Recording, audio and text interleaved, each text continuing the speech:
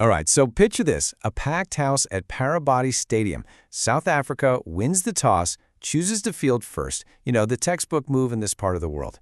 But on this night, the script was about to get completely torn apart. So, let's get into it. This is an incredible story of how one team, who was seriously on the ropes, somehow fought back to deliver an absolute knockout blow. Okay, first up, India's shaky start. And I mean, right from ball one, you could just feel something was off.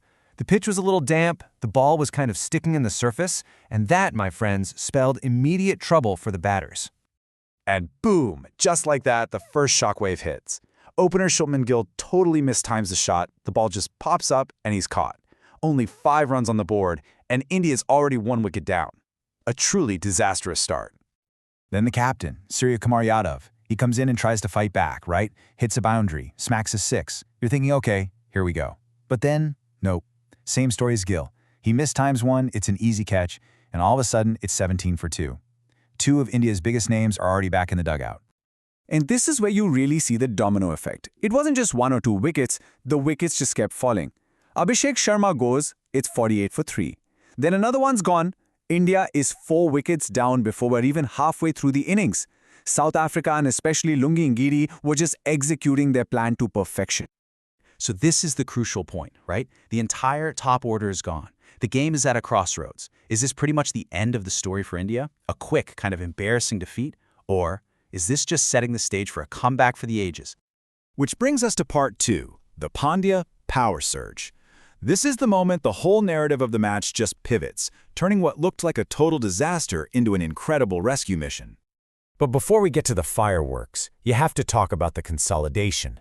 Tilak Varma and Axar Patel, they played these super important, gritty little innings. They didn't set the world on fire, but they stopped the bleeding. And that gave India at least a tiny platform to launch from. But the real story, the innings of brilliance, as it was called, came from just one man. Hardik Pandya walks out to the middle, and honestly, it looked like he was batting on a completely different planet from everyone else.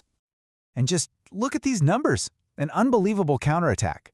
59 runs, not out, from just 28 balls. I mean, this wasn't just an innings. This was a statement. You can really feel his impact here. He didn't just score runs, he completely transformed the feel of the game. He was aggressive, he hit 3 massive 6s, and he basically single-handedly dragged India from a terrible score to a genuinely competitive total. He created momentum out of thin air. And so, after all that, India finishes with 175 for 6, thanks to that one heroic effort. A score that looked absolutely impossible about an hour earlier was now up on the board. They had something real to defend. Okay, on to South Africa's chase. The target is 176. It's challenging for sure, but definitely gettable. Or so you would think.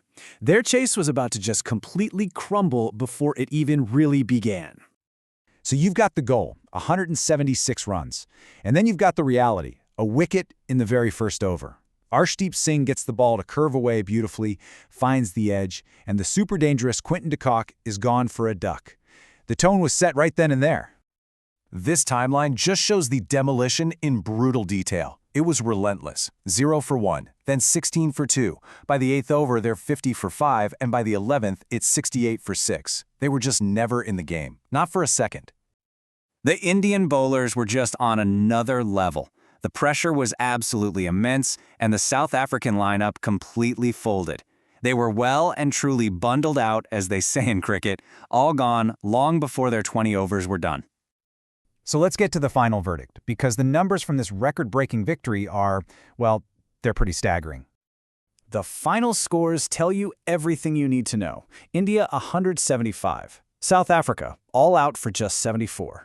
That is a massive winning margin of 101 runs in a T20 match. A complete and utter demolition. But here's the real kicker. This gives us the full context. This wasn't just a bad day at the office for South Africa. It was a historically bad day. 74 is their lowest score ever in T20 international cricket. And while Hardik Pandya was, without a doubt, the man of the match for his brilliant 59, you have to give credit where it's due.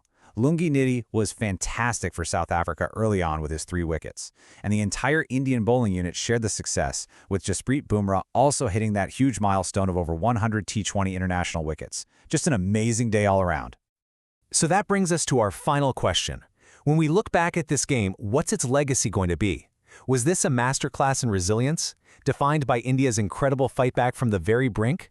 Or was it simply one of the great T20 collapses, defined by South Africa's spectacular failure to even compete? What do you think?